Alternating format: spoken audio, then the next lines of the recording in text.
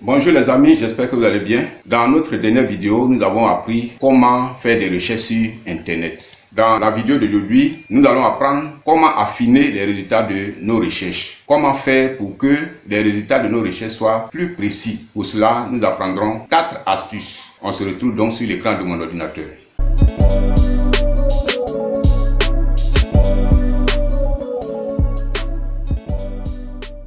Nous sommes ici sur le moteur de recherche Google. Nous avons déjà appris comment on ouvre un navigateur. Nous avons aussi appris comment on ouvre un moteur de recherche et comment on l'utilise. Aujourd'hui, il s'agit d'affiner nos recherches. Comment faire pour avoir des résultats beaucoup plus précis de nos recherches. Nous allons commencer par la première astuce qui consiste à mettre des guillemets ou des griffes. Lorsque vous voulez avoir dans les résultats de recherche une expression ou un mot de manière précise, il faut mettre cette expression ou bien ce mot-là entre guillemets ou bien entre griffes. Je vais faire des recherches par exemple sur l'expression élève ivoirien. Élève ivoirien. J'ai écrit élève ivoirien dans la barre de recherche de Google et je vais valider en tapant la touche entrée de mon clavier.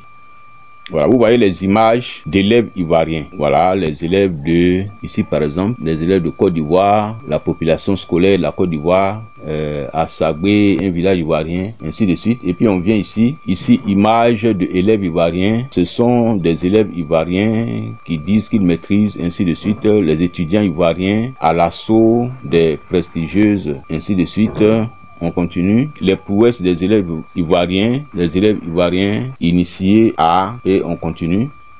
Alors en bas ici, 16 élèves ivoiriens à Paris, les U-Club voient le jour dans les établissements. Bien, donc ici, Google me met les résultats dans lesquels il s'agit des élèves ivoiriens. Mais l'expression élève ivoirien n'apparaît pas dans tous les titres que nous voyons ici. Alors je vais mettre les guillemets maintenant autour de élève ivoirien. Je vais mettre les griffes. Je mets les griffes ici et les griffes là. Voilà. Et je vais valider avec la touche entrée du clavier. Vous voyez, ce ne sont même pas les mêmes images que nous voyons ici. Dans les titres de ces images là, Google me présente ici les images dans les titres desquels il y a l'expression élève ivoirien. Voilà. Ici, le titre, on ne le voit pas totalement. Donc je vais cliquer sur le titre là, nous allons voir, voilà, recherche en éducation, d'où viennent les difficultés en lecture et écriture chez les élèves ivoiriens. Voilà, il y a bien l'expression élève ivoirien dans le titre.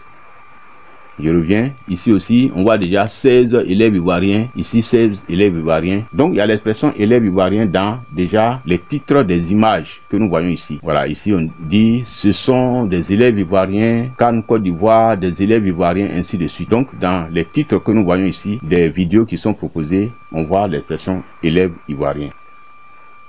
Voilà, donc dans les autres résultats, on voit aussi élèves ivoiriens, mais là ce n'est pas vraiment en totalité parce que ici par exemple, système éducatif en Côte d'Ivoire, voilà, on voit ici même déjà les premiers élèves ivoiriens.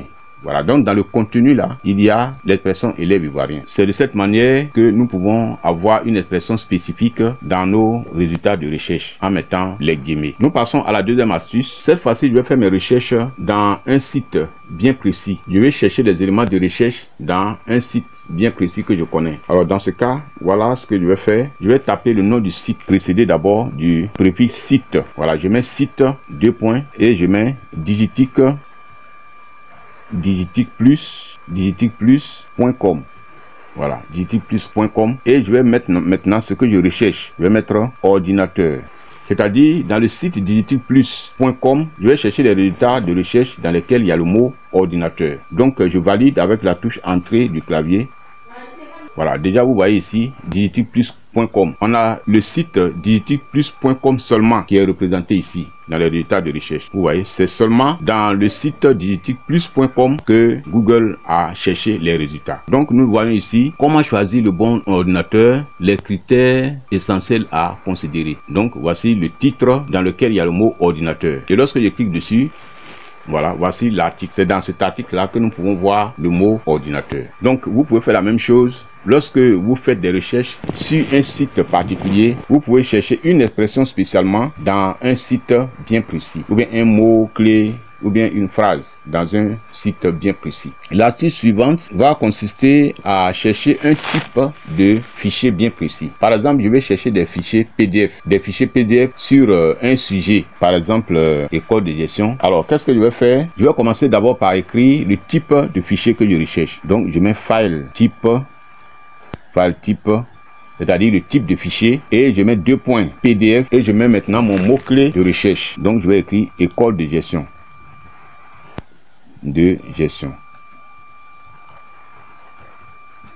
Cela veut dire que je demande à Google de me donner seulement des résultats de recherche qui sont des fichiers PDF, file type PDF, école de gestion. Donc je valide avec la touche entrée de mon clavier. Et vous voyez, les résultats qui me donnent là, ici il est écrit PDF, c'est un fichier PDF qui est là. Tous les résultats qu'il va me donner, ce seront des fichiers PDF. Ici par exemple, fichier PDF, ainsi de suite. Voilà, je vais ouvrir l'un de ces fichiers là. Je vais venir cliquer ici par exemple. Voilà, c'est un fichier PDF qui est ouvert ici. Vous voyez donc, j'ai la possibilité de télécharger en cliquant ici.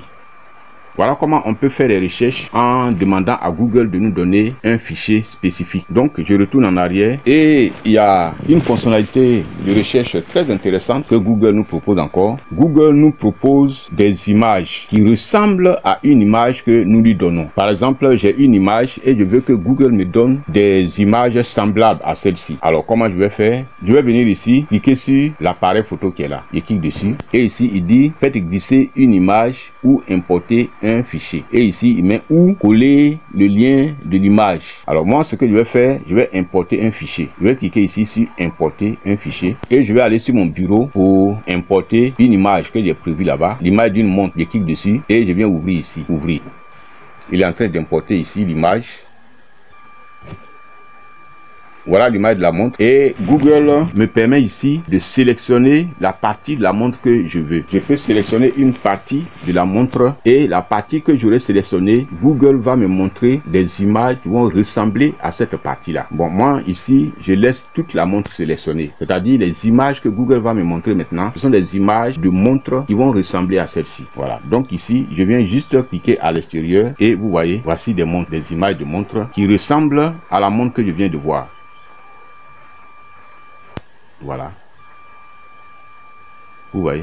Vous pouvez faire des recherches sur beaucoup de types d'images et Google va vous montrer des images qui vont ressembler à l'image que vous lui avez donnée. Voilà. Donc ces images-là, celle qui me plaît, je peux l'utiliser comme je veux. Mais attention, comme je l'ai dit toujours, les images que nous prenons sur Internet sont soumises à des droits d'auteur.